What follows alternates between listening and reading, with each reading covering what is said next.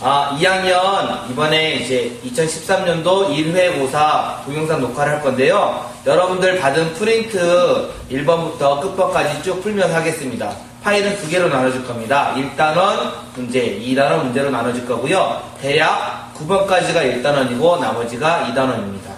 수행평가는, 그러니까 수행형, 논술형 연습은 맨 마지막까지 연결하겠습니다.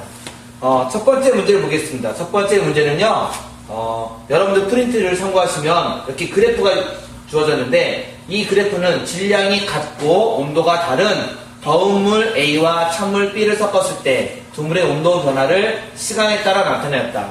문항은 길지만요, 차근차근 읽으면 무슨 소리냐면, 여기는 더운 물이고요, 여기는 찬물이고요. 더운 물과 찬물을 섞었을 때 시간에 따라서 찬물의 온도가 어떻게 변하고 더운 물의 온도가 어떻게 변할지를 표시한 그래프입니다. 그러면 A의 온도, 즉 더운 물의 온도가 60도에서 시작을 했고요. B, 찬물의 온도가 20도에서 시작했다면 여기 C, 이 열 평형이 이루어졌을 때 온도는 몇 도일까를 물어본 거예요. 여기 C가 표시가 안 됐네요. 이 열 평형이 됐을 때 온도는 물어본 건데, 이거는 쉽게 생각하면 딱 중간이에요. 이유가 여기 맨 앞에 조건이 있어요. 질량이 같기 때문에 그래요. 같은 물질이고요, 질량이 같으므로 딱 중간에서 20도와 60도의 중간에서 열평형이 이루어질 거예요. 그래서 이 경우는 중간 온도, 즉 40도를 이루게 될 거예요. 사실 꼭 중간 온도가 되라는 법은 없지만 공식은 하나 알아둘 필요가 있어요. 바로 이런 경우에 열평형은 온도가 같아지는 현상이고요. 열평형의 일반적인 그래프는 다 똑같진 않지만 나중에 낮은 온도와 높은 온도 중간으로, 그러니까 어디가 됐던지 중간으로 이렇게 평형이 되는, 쭉 일직선이 되는 그래프를 얻는 게 열평형 그래프고요. 이때 무엇까지 측정할 수가 있냐면, 찬물은요, 열을 얻어서 얻은 열량을 알 수가 있고요. 그 다음에 더운 물은요, 열을 얻어서 잃은 열량을 알 수가 있고요.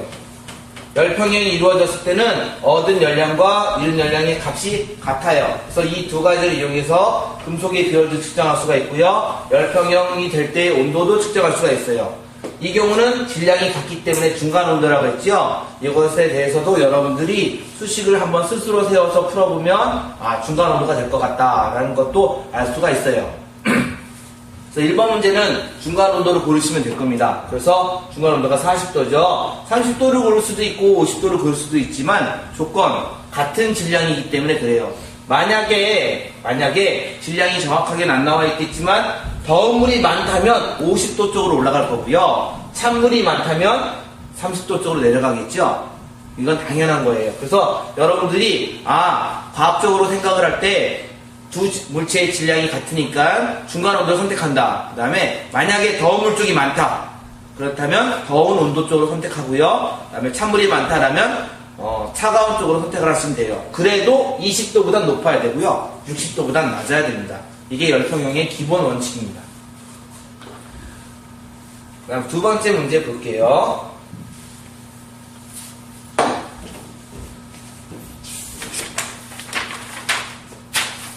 두 번째 문제는 여러분들 프린트 딱 봤을 때 좀 다른 문제라는 걸 느꼈을 거예요. 왜냐면 일반적으로 두 가지 물체를 열평형을 물어보거든요. 근데 어떤 걸 준비했냐면 A라는 큰 물체가 있고요, B라는 작은 물체, C라는 작은 물체가 있어요. 세 물체는 어떤 물질인지 몰라도 이거는 100도, 이거는 30도, 이거는 마이너스 52도. 딱 만났을 때 최종적으로 이 물체 세 개가 어떻게 변할 것인가를 물어보는 거예요. 결론, 이런 문제는 사실은 결론이 정해져 있어요. 온도가 다른 물체가 접한다, 즉 서로 닿아 있다라면 결론적으로 최종적으로는 열평형에 도착해요. 열평형이라 함은 온도가 같아지는 현상이에요. 온도가 같다라는 이런 조건이 들어가 있어요. 그러므로 세 물체의 온도가 최종적으로 같아져요. 어떤 온도, 몇 도가 될지 모르지만 가장 높은 온도와 가장 낮은 온도 사이의 온도로 변할 거예요.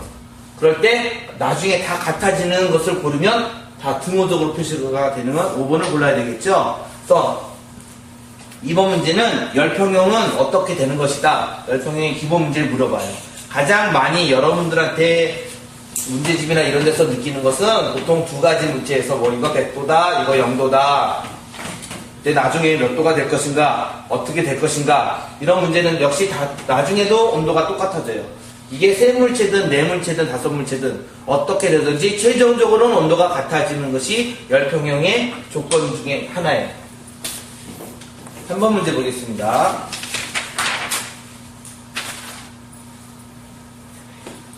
3번 문제는 열의 전달 방법에 관한 거예요.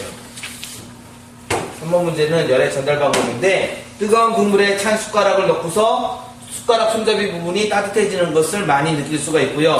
예를 들어서 도솥밥을 먹는데 잘 몰라서 도솥밥에 딱 숟가락 꽂아놓고 한참 동안 얘기하다가 만지면 뜨거운 것을 많이 느끼죠. 그 다음에 뜨겁게 된 냄비나 이런 것을 만져도 뜨겁게 느껴지는 이유가 바로 열의 전도 때문에 그래요. 이거 답은 전도예요. 근데 제가 이 프린트를 준비한 것은 여러분들 공부하라고 준비한 거죠. 열의 전달 방법을 알아둬야 되는데 첫 번째는 전도, 두 번째는 대류, 세 번째는 복사라는 방법이 있어요.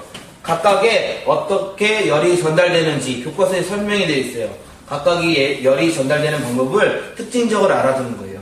이건 직접 전달돼요. 아까 직접이 아니라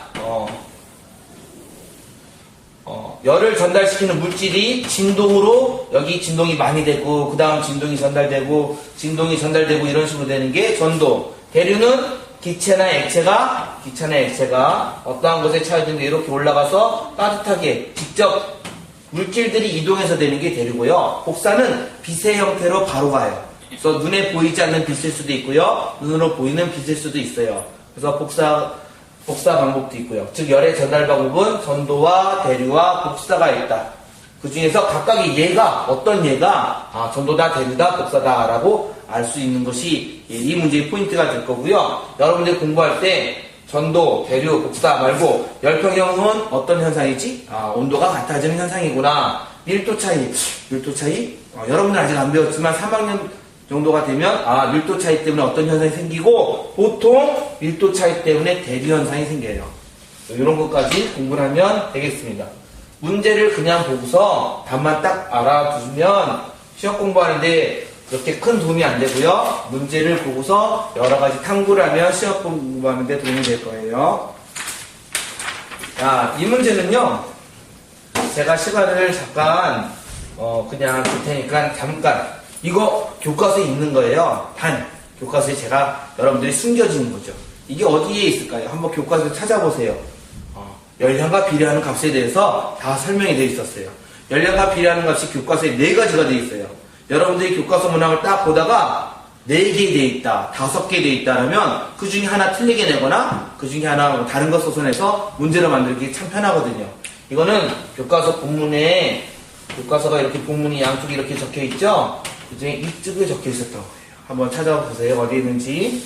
그래서 열량과 비례하는 값이 아닌 것은 물체의 질량, 물체의 부피, 열을 가할 시간, 온도 변화, 물체의 비열. 열량의 공식을 알아두면 편해요. 열량을 구하는 공식은 이렇게 구해요. 질량, 그 물체의 질량을 먼저 알아야 되고요. 그 물체의 비열도 알아야 되고요. 그 다음에 온도 변화도 알아야 돼요. 온도 변화도 알아요. 그러면 여기 지금 공식은 3가지가 되어 있는데 여기는 5가지 있잖아요. 비열 있네요. 비열이 있습니다. 비열. 온도 변화도 있고요. 또 질량도 있네요. 그러면 물체의 부피와 열을 가한 시간 중에 답이 텐데 상식적으로 열량이 크다는 소는 열을 가한 시간이 크겠죠. 이거는 상식적으로 당연한 거예요. 그래서 답이 2번인데요. 답이 2번이라는 게 중요한 게 아니라 열량과 비례하는 값은 우리 교과서에 질량과 비례한다. 여러간 시간이 길면 열량도 많아진다. 온도 변화량이 많아야 열량도 많다. 그다음에 비열이 크면 열량도 크다. 이렇게 배웠어요. 교과서에 이렇게 돼 있어요. 열량하고 비례한다는 표시가 돼 있고요. 이 네 가지가 이렇게 적혀 있어요. 그래서 이거는 직접 확인을 하시면 될 겁니다. 그래서 제가 지금 여기에 열량을 구하는 공식을 적어뒀고요. 그 다음에 열량의 단위 알아둬야 되는데 바로 칼로리라는 단위예요. CAL이라는 단위를 사용합니다. 이제 5번 문제 볼게요. 여러분들 지금 제가 녹화하는 속도로 봐서 3학년보다 좀 빨리 끝날 것 같은데요. 아마 공부하기도 좀 더 쉬울 거예요. 이 문제는요, 어떻게 하는 거냐. 고체가 있는데, 이 고체, 그러니까 여기 가운데 그림을 보시면 돼요. 가운데 그림에 알콜램프가 있고요. 알콜램프에 켜서 요 금속구를 가열하면 어떻게 될까요? 그럴 때 이 금속구의 분자 상태, 혹은 입자들의 상태는 원래 특정한 온도가 있었으므로 얘네가 살살살 떨리고 있을 거예요. 어떤 온도라 하면 다 떨리고 있고 얘네들이 진동하는 상태예요. 그래서 얘네가 막 진동을 하고 있는데 가열을 하면 진동하는 정도가 더 세지는 그림이 표시가 되어 있어요. 그래서 가열이 되면 고체의 경우에 가열이 되면 진동이 커진다. 또 진동이 커지면서 간격이 멀어진다. 이런 현상이 생겨나겠죠? 이 그림에 대한 설명으로 옳은 것과 옳지 않은 것을 구별하면 돼요. 먼저 고체이므로 여기 고체라고 되어 있으니까요. 분자들 혹은 입자들의 위치가 고정이 된 거 맞습니다. 그 다음에 진동하는 모습이 다르다. 이거 잠깐 체크를 안 하고 넘어갈게요. 진동을 많이 할수록 온도가 낮아질까? 아니죠. 진동을 많이 할수록 온도가 높아지죠. 그러니까 이거 틀린 설명이 되겠네요. 그 다음에 분자들의 진동과 가한 열 에너지는 비례한다. 무슨 뜻일까요? 열 에너지를 많이 가면 진동을 많이 한다는 뜻이 되겠죠. 그러니까 이거 맞는 설명이 되겠죠. 그 다음에 분자들은 열 에너지를 받으면서 더욱더 활발히 진동한다. 맞는 설명이고요. 모든 진동이 다 똑같이 진동하지는 않을 거예요. 각자가 다 자기 나름대로 진동하거든요. 하지만 1번처럼 위치를 고정해서 있어요. 그러니까 즉 열을 가했을 때 진동은 각자가 다 자유를 가지고 진동을 해요. 자유롭게. 하지만 위치는 고정되어 있어요. 만약에 우리 교과서에서는 이 그림 밑에 액체도 나와 있고요. 이 그림 밑에 기체도 나와 있어요. 각각 그러니까 고체나 액체나 기체가 열을 받았을 때 어떻게 되는지, 결론은 물질의 진동이 활발해진다. 그리고 간격이 멀어진다. 즉 열팽창이 일어난다로 공부를 하고 있어요. 그래서 이 문제는 그러니까 열을 가해서 온도가 높아지면 진동이 활발해진다. 또 하나 열팽창이 일어난다. 또 고체의 경우에 이렇게 진동이 활발함이 전달이 되겠죠. 그것이 우리가 아까 전에 배웠던 전도가 될 거예요. 5번 문제는 여러 가지를 알 수가 있고요. 여기 3번 알아주세요. 진동을 많이 하면 온도가 높아지는 것이 되겠죠. 6번 볼게요. 6번은요. 오타가 있어요. 오타가 있어도 여러분들 알아서 볼 수 있겠죠. 감기에 얼림이 아니라 감기에 걸림. 예, 감기에 걸림. 감기에 걸린 A가 건강한 B와 만나서 하는 대화이다. 올바른 과학적 지식을 말한 것. 답지가 아니라 덥지가 되겠죠. 덥지. 그러니까 감기에 걸린 학생이 건강한 B한테 너 지금 덥지? 나는 지금 감기 걸려서 춥다.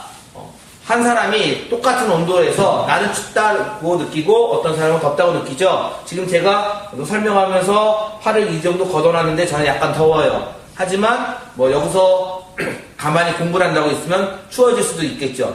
이게 사람마다 다 달라요. 그래서 사람마다 차고 따뜻한 것을 다르게 느끼겠죠. 우리 학교에서 상반, 중간반, 기본반 모두 다 어떤 실험을 했냐면 차가운 물과 따뜻한 물에 손을 담그는 실험을 한번 해봤어요. 되게 간단한 거지만 양쪽 손마저 서로 따뜻함과 차가움을 느끼는 게 다르거든요. 이처럼 감각적으로 온도를 표시하는 것은 그렇게 좋은 방법이 아니다라는 그런 뜻이 있어요. 차가운 음료수 캔을 들고 있다. 그러면 여름 캔에서 손으로 이동한다. 중요한 것이 여기 니은은, 그러니까 여기 니은은 공부할 것이 있어요. 바로 열의 이동이에요. 열의 이동. 열은 어떻게 이동할까요? 열은 온도가 높은 곳에서 낮은 곳으로 이동해요. 즉 온도에 따라서 이동해요. 온도가 높은 데서 낮은 데로 이동해요. 여러분들이 열이 이동한다라고 하면 되게 이거 다 알고 있어요. 하지만 차가움이 이동하는 걸로 많이 알고 있거든요. 그래서 차가운 냉장고에서 차가운 캔을 딱 꺼내면 차가움이 손으로 오죠 라고 다 느끼지만 사실은 차가움이 손으로 오는 게 아니라 손에 있는 열이 캔으로 가는 거죠. 그래서 손은 열을 뺏기는 거예요. 그것을 여러분들은 차가움이 온다라고 느껴요. 그래서 니은 틀린 설명이 되겠죠. 열은 손에서 캔으로 가겠죠. 방에 난로를 켜놓으면 대류현상으로 방 전체가 따뜻해진다. 대류현상의 대표적인 예예요. 아까 전에 전도현상의 예가 있었으니까 대류현상의 예를 알면 될 거고요.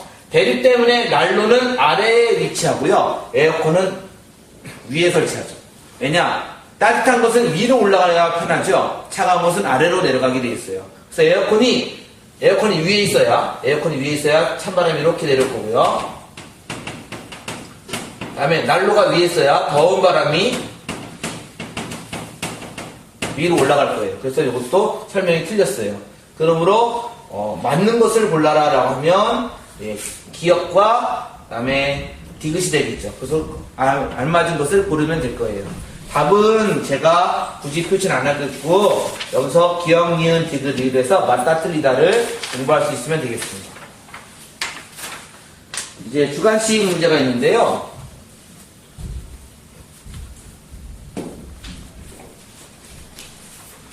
주관식입니다.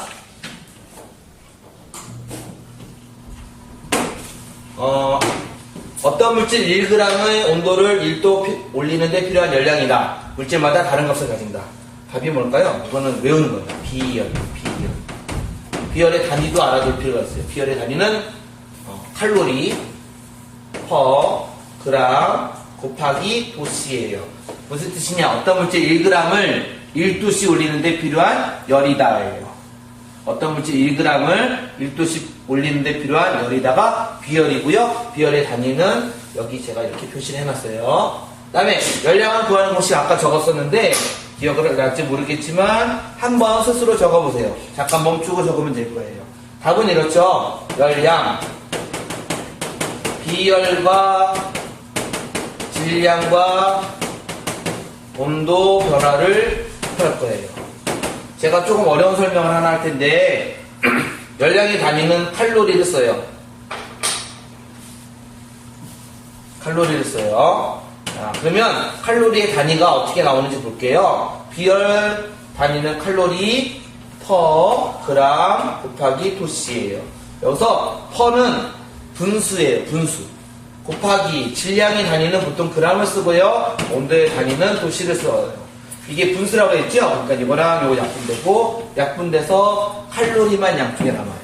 이게 단위를 계산하는 방법이고 이 계산이 맞다 틀리다를 확인하는 방법 중에 하나예요.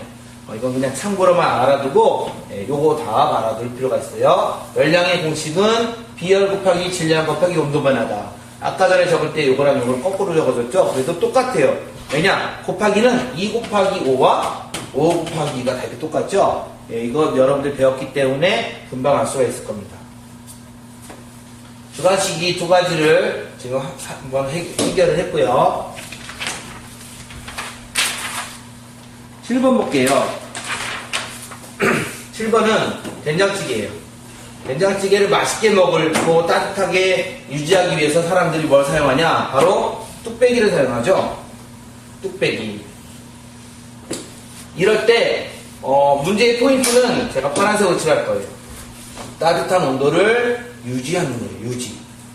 따뜻한 온도를 유지하기 위해서는 열을 많이 가지고 있을 필요가 있겠죠. 그래서 이 물체는 열 용량이 커야 돼요. 열 용량이 큰 뚝배기를 사용해요. 여기서 열 용량 어떻게 구할까요? 열 용량은 쉽게 구해요. 비열과 질량을 곱해서 열 용량이 만들어져요. 그러므로 온도 변화가 없어요. 열량은 온도 변화가 있지만 열 용량은 온도 변화가 없어요. 그냥 두 가지만 곱해요. 일반적으로 방 안의 열 용량과 여러분들 컵에 들어있는 물의 열 용량을 비교한다고 할 때 방 안에 있는 열 용량이 더 커요. 왜냐하면 공기의 질량이 있거든요. 질량이 매우 크게 작용을 해요. 물은 비열이 공기보다 매우 크지만 공기가 더 크면 공기의 열량이 더 큰 거예요. 이처럼 두 가지 곱만 생각하는 게 열 용량이에요. 뚝배기 같은 경우에는 질량 자체가 커요. 무겁죠? 일반적으로 냄비보다 뚝배기가 훨씬 더 무거워요. 무거우면 질량이 클 거고요. 그 다음에 냄비는 철이고요. 돌의 비열이 조금 더 커요. 그래서 뚝배기 같은 경우에 돌로 만드니까 비열도 커요. 그래서 뚝배기는 열 용량을 아주 크게 만들어요. 그래서 열 용량이 커서 온도가 쉽게 변하지 않는다. 무슨 뜻이냐면 열 용량이 크다는 소리는 얘가 열을 많이 가지고 있다는 거고요. 이거는 그냥 일반 냄비는 열을 조금만 가지고 있을 거예요. 온도는 똑같아요. 온도가 둘 다 이것도 100도라고 합시다. 100도. 얘도 100도예요. 얘도 100도예요. 근데 얘는 이 안에 열 자체가 1000이 들어있고요. 이 안에 열이 100 들어있다고 합시다. 그러면 100이 금방 빠져나가겠죠? 1000은 천천히 빠져나가겠죠? 100 빠져나가도 얘는 900이 남아있으니까 온도는 그렇게 떨어지지 않아요. 근데 얘는 100 빠져나가면 온도가 확 떨어지겠죠? 이처럼 열 용량은 질량도 크게 작용하고 비열도 크게 작용을 해요. 그래서 열 용량이 큰 것은 온도가 쉽게 변하지 않습니다. 대표적인 게 지구에서 바다예요. 바다는 질량이 엄청나게 크겠죠. 다 연결되어 있으니까요. 또 하나, 물은 비열이 커요. 여러분들 우리 교과서 잘 살펴보면 물의 비열이 1이라고 알 수가 있고요. 다른 건 0점으로 가요. 그러니까 물의 비열이 되게 크거든요. 지구의 온도가 쉽게 변하지 않는 이유는 바다 때문에 그래요. 왜냐? 바다는 열 용량이 무척 크거든요. 그래서 답은 4번이 되겠죠. 열 용량이 커서 온도가 쉽게 변하지 않으니까 뚝배기에 된장찌개 넣으면 뜨거운 것을 오래 넣고 먹을 수가 있고, 이것을 음식점에서 보는 게 바로 돌솥 비빔밥이 되겠죠. 돌솥 비빔밥 따뜻하게 오래 먹잖아요. 중요한 문제가 또 있어요. 바로 이 문제예요. 이 문제는 제가 지금 두 개가 다 나와 있는데 봅시다. 이 문제는 낮에 혹은 밤에 해안가에서 바람이 부는 것을 설명한 거예요. 그림을 딱 보시면 어떻게 되냐? 낮에는요 육지가 빨리 데워져요. 바다는 천천히 데워져요. 제가 이거를 여기다 그림을 다시 그릴게요. 네, 낮에는요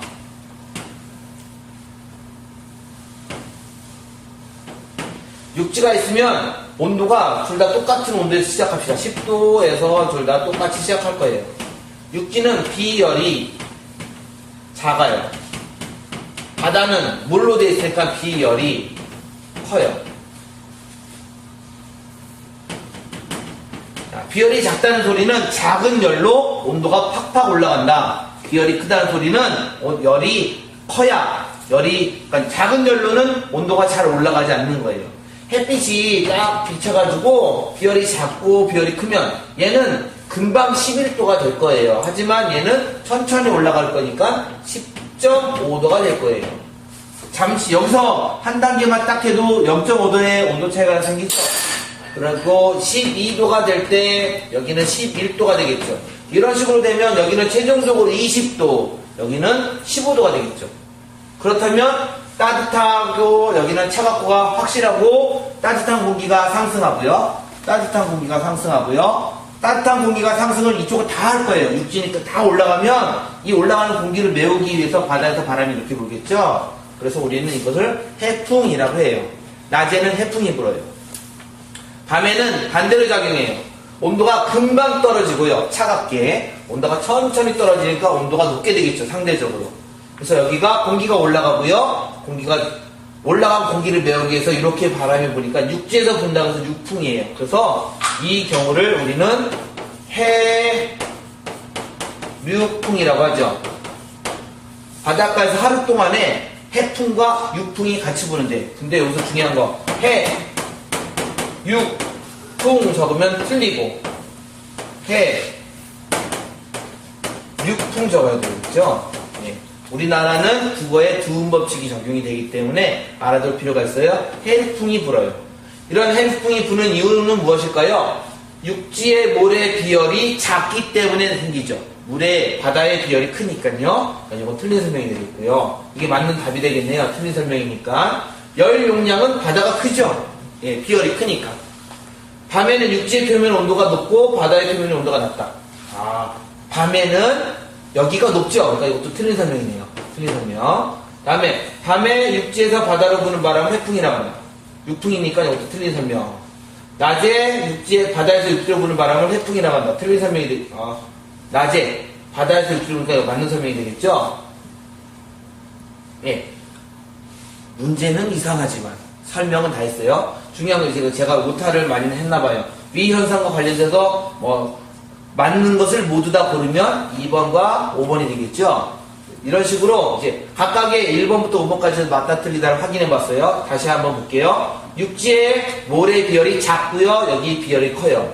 다음에 열 용량은 바다가 훨씬 더 커요. 다음에 밤에는 여기 온도가 높고 여기 온도는 낮아요. 다음에 밤에는 육풍이 불고요. 낮에는 해풍이 불어요. 이게 7번 문제. 주관식 2번은 해풍과 육풍이 같이 부는 것을 해륙풍이라고 해요. 그러니까 낮에는 해풍, 밤에는 육풍이 부는 것 자체 현상이 해륙풍 현상이에요. 비슷한 현상으로 계절풍의 현상도 있어요.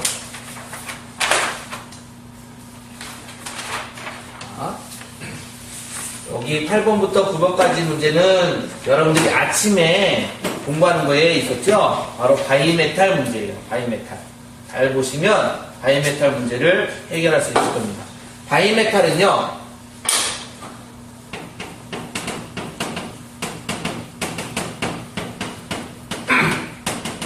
열팽창 정도가 다른 두 금속을 이용해요. 물체, 열팽창 정도가 다른 두 물체를 이용해요. 구리가 1도 상승할 때 구리 길이가 더 많이 늘어나고요. 철의 길이는 조금만 늘어날 거예요. 열팽창으로 인해서. 그렇게 되면 어떻게 될까요? 봅시다. 여러분들 지금 온도가 같아요. 그래서 여기 온도가 10cm라고 가정을 하고 여기도 10cm라고 가정해 봅시다. 온도가 상승을 해서 늘어날 건데 어떻게 늘어날 거냐? 여기는 12cm로 늘어날 거고요. 여기는 11cm로 늘어나는데 서로 붙어 있어요. 끝이 꽉 맞춰져 있어요. 그러면 부득이하게 이게 서로 붙어 있으면 지금 딱 봐도 12와 11이 말이 안 되죠? 이걸 만족시키는 조건은 바로 원이에요. 원. 이렇게 됩니다. 원. 이렇게 됩니다. 바깥쪽이 훨씬 더 길게 되겠죠? 12cm가 될 거고 여기가 11cm로 휘게 돼요. 휘니까 온도가 올라가면 구리가 더 많이 늘어나서 휘어서 A에 붙겠죠. A에 붙으면 전지가 있으니까 전기통에서 작동회로 해서 어떤 작동이 일어날 거예요. 이게 바이메탈이에요. 그러면 A는 여기 딱 올라가니까 온도가 높아질 때 A가 작동을 하겠죠. 온도가 높아질 때. 그러면 거꾸로 온도가 낮아지면 팽창을 B가 구리가 많이 한다는 소리는 온도가 낮아졌을 때 수축을 많이 한다는 뜻이에요. 수축을 많이 하니까 이번에는 이제 온도가 낮아지면 여기는 8cm가 되겠죠. 그래서 이렇게 줄어들 거예요. 여기가 8cm, 여기가 9cm 이렇게. 그렇지만 온도가 낮아지면 B에 딱 닿겠죠. 온도가 낮아지면. 그러면 문제는 B에 연결돼서 작동하는 거. 온도가 낮아졌을 때 딱 작동을 해야 돼요. 먼저 봅시다. 에어컨의 온도 조절, 냉장고. 냉장고는 언제 가동을 해야 될까요? 온도가 높아질 때 딱 작동을 해서 차갑게 만들어야 되죠. 그러니까 이건 온도가 높아졌을 때 작동이 일어나야 돼요. 그래야 차갑게 되겠죠. 에어컨도 온도가 높아졌을 때 작동을 해야 차갑게 되겠죠. 화재기능 보기 봅시다. 화재기능 보기. 온도가 높아졌을 때, 그러니까 불이 나서 온도가 높아졌을 때 딱 작동을 해서 소리가 나야 되겠죠. 전기밥솥 볼게요. 전기밥솥은 온도가 높을 때는 꺼지고 연결이 되면 안 되고요. 온도가 낮아졌을 때 작동을 해서 열을 올려야 되겠죠. 그래서 여기 답은 리을이 되겠네요. A에 작동될 때는 A는 온도가 높아져서 작동하는 거예요. 냉장고 높아질 때 작동하죠. 높아져서 작동시켜서 차갑게 만들어지죠. 에어컨 온도가 높아졌을 때 작동해서 차갑게 만들어져야 되죠. 그다음에 화재공급기 온도가 높아졌을 때 소리가 나야 되겠죠. 전기밥솥은 온도가 낮아졌을 때 작동해서 열을 가해서 밥을 만들어야 되겠죠. 그래서 이 답은 니을이 되겠습니다. 9번 문제 계속 볼 건데요.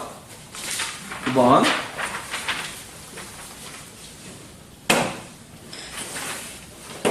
9번 문제 이제 붉은 글씨로 되어 있어요. 이 그림에 철과 구리와 같이 온도 변화에 따라서 열팽창 정도가 달라져요. 구리는 열팽창 정도가 많고요. 철은 열팽창 정도가 구리보다 작아요. 이래서 휘어지는 것을 이용한 장치를 다이메탈이라고 해요. 그러면 온도가 변하면 같은 길이씩 변하지 않고 변하는 길이가 다르죠. 그러니까 이 설명은 틀린 설명이 되겠고요. 다음에 만들어질 때 온도가 다른 온도가 되면 위쪽 혹은 아래로 휘게 되죠. 온도가 높아지면 이 그림에서 위로, 온도가 낮아지면 이 그림에서 아래로 휘게 되겠죠. 온도가 변하면 자동으로 작동하는 장치에 응용하죠. 그 다음에 열팽창 정도의 차이가 크면 많이 늘리겠죠. 그러니까 여기나 여기로 할 수가 있어요. 예를 들어서 온도를 여러분들 에어컨을 작동할 때요, 혹은 보일러나 어떤 걸 작동할 때 온도를 막 조정하죠? 그거는 여기를 조정하는 거예요, 여기를. 한 20도에 에어컨 딱 작동하겠다, 여기였으면 23도에 작동하겠다, 그럼 이걸 조금 더 올려놓으면 열이 좀 더 가해져야 되게 되겠죠. 이런 식으로 이걸 조정할 거예요. 그 다음에 온도가 낮아지면 파란색이 될 거니까 아래쪽으로 휘겠죠. 이것도 설명도 틀리네요. 그래서 틀린 설명은 1번하고 5번이 되겠습니다. 문제가 중요한 게 아니라 이걸 딱 보고 답을 제대로 찾기를 바라요.